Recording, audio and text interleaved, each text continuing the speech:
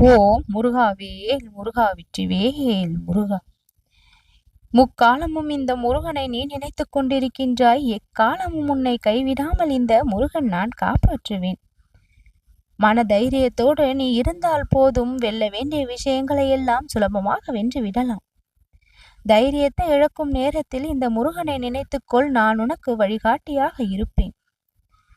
நம்பிக்கையை உன் மனமானது குறைத்து கொள்ளுகின்ற நேரம் என் மீதான பக்தியை நீ குறைத்து கொள்கின்றாய் என்பதை தெரிந்து கொள்.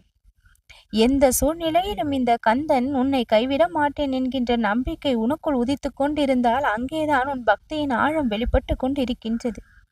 என்னுடைய மனமானது உன்னுடைய மனதை கவனிக்கின்றது. ஒட்டுமொத்த சக்தியையும் உன்னுடைய மனம் பெற வேண்டும் என்று அத்தனை விஷயங்களையும் உன் வாழ்விற்காக நான் செய்து கொடுக்கின்றேன். ஒரு சில விஷயங்களில் நீ சகிப்புத்தன்மையோடு இருக்க வேண்டும் என்பதை தெரிந்து கொள். சகிக்க பொறுக்காமல் அந்த இடத்தில் நீ கோபப்படுகின்றாய், ஆத்திரப்படுகின்றாய், பொறுமையை இழக்கின்றாய்.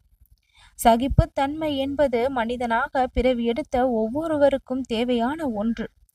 எக்காலத்திலும் இந்த சகிப்புத்தன்மை உன்னிடத்தில் இருந்து விட்டால் எந்த ஒரு சூழ்நிலையையும் உன்னால் சுலபமாக சமாளிக்கக்கூடிய சக்தியை பெற்று விடுவாய்.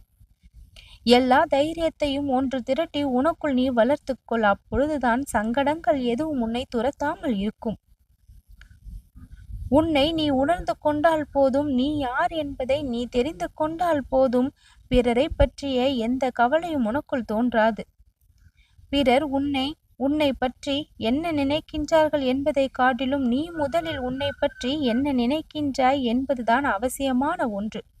உன்னுடைய வாழ்க்கை அழகாக செல்வதற்கு அடுத்தவர்களினுடைய நினைவுகளோ எண்ணங்களோ எதற்கும் உதவ போவது இல்லை. உன்னுடைய வாழ்க்கை அழகாக மாற வேண்டுமானால் அந்த அழகுக்கு அழகு சேர்ப்பது உன்னுடைய எண்ணங்களும் தான், உன்னுடைய செயல்களும் தான். நீதான் அதற்கு பொறுப்பு. உன்னுடைய விஷயங்கள், நீ எப்படிப்பட்டவன், நீ எப்படி சிந்திக்கின்றாய், எப்படி நடந்து கொள்கின்றாய் என்கின்ற விஷயங்கள் தான் உன் வாழ்க்கை அழகாக்க உதவுமே தவிர பிறருடைய செயல்பாடுகளோ சிந்தனைகளோ ஒருபோதும் இல்லை. அதனால் பிறர் மீது கவனத்தை செலுத்துவதை விட்டுவிட்டு உன் மீது நீ கவனம் செலுத்து. உன்னுடைய உடல் நலனை நீ பார், உன்னுடைய மனநலனை நீ கவனி. இப்பொழுது இருக்கின்ற தற்சமய சூழ்நிலை எப்படிப்பட்டது என்பதை சற்று அமர்ந்து யோசி. அதை வலிமையாக மாற்ற என்ன செய்ய வேண்டும் என்ற சக்தியை உனக்குள் நான் புகுத்தி விடுவேன். எந்த பிரச்சனையாக இருந்தாலும் இந்த கந்தன் துணை இருந்தால் தீர்த்து விடலாம் என்ற நம்பிக்கை இருந்தால் அத்தனை பிரச்சனையும் துணிச்சலோடு எதிர்கொண்டு நீ வெற்றியும் பெறுவாய். உன் மனதில் ஒரு சில விஷயங்களில் வைராகியத்தை வைத்திருக்கின்ற, இது இப்படிதான் நடக்க வேண்டும், இதை நான் சாதித்தே ஆக வேண்டும், இது என் வாழ்க்கையில் நடந்தே ஆக வேண்டும் என்ற வைராகியத்தோடு ஒரு சில விஷயங்களில் நீ மனதிற்குள் வைத்து கொண்டிருக்கின்றாய். அந்த வைராகியமான விஷயம் நடைமுறையில் நடக்க வேண்டுமானால் உனக்குள் பல துணிச்சல்கள் வர வேண்டும். துணிவை நீ துணையாக கொண்டால் அந்த வைராகியத்தை நீ சுலபமாக பெற்று விடலாம். ஒரு பொழுதும் இந்த கந்தன் உன்னை கைவிட மாட்டேன் என்கின்ற எண்ணம்தான் உன்னை வாழ வைக்கும். முடியாது, நடக்காது, உன் முயற்சி வீண் என்று சொல்பவர்களுடைய பேச்சையெல்லாம் நீ காதில் வாங்காதே. உன்னுடைய ஆற்றலை குறைக்கக்கூடிய நபர்களை உன் அருகில் நெருங்க விடாதே. யாரெல்லாம் எதிர்மறையான விஷயங்களை உனக்கு புகட்டி கொண்டிருக்கின்றார்களோ அவர்களின் மீது கவனத்தை செலுத்துவதை தவிர்த்து விடு. அவர்களை உன் அருகில் வரவிடுவதை தவிர்த்து விடு. எந்த பிரச்சனையாக இருந்தாலும் பார்த்து கொள்ளலாம் என்று ஒரு சிறு தைரியத்தை கொடுப்பவர்களாக இருந்தாலும் அவர்களை உன் பக்கத்தில் நீ வை. அவர்களுடைய சொற்களுக்கு உன் செவி கொடு. யாராகவே இருந்தாலும் மௌனத்தை நீ அதிக அளவில் அவர்களிடம் கடைபிடிக்கும் பொழுது அந்த மௌனம் உண்மைகளை புரிய வைக்கும்.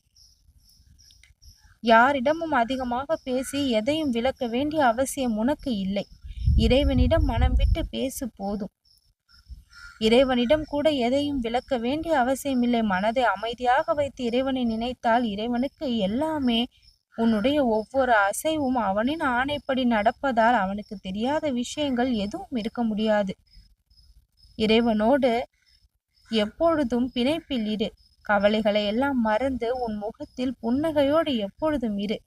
எப்படி வரும் என்று நீ எதிர்பார்க்கின்ற சில விஷயங்கள் எல்லாம் நொடி பொழுதில் உனக்கு ஆச்சரியத்தை ஏற்படுத்த வந்துவிடும். நல்ல விடிவு காலம் இப்பொழுது வந்து உன்னை சுகப்படுத்தும், உன் வாழ்க்கையை நலப்படுத்தும். உனக்கு கிடைக்க வேண்டியது எதுவுமே கிடைக்காமல் போகாது. எல்லாமே என்னுடைய ஆசீர்வாதத்தோடு நிச்சயம் கிடைக்கக்கூடியதுதான்.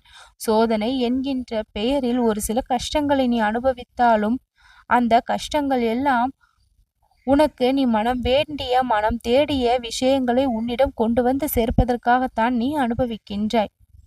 என்னுடைய வார்த்தைகளை முழுமையாக நம்பும் பட்சத்தில் உன்னுடைய வாழ்க்கை உன்வசப்படும்.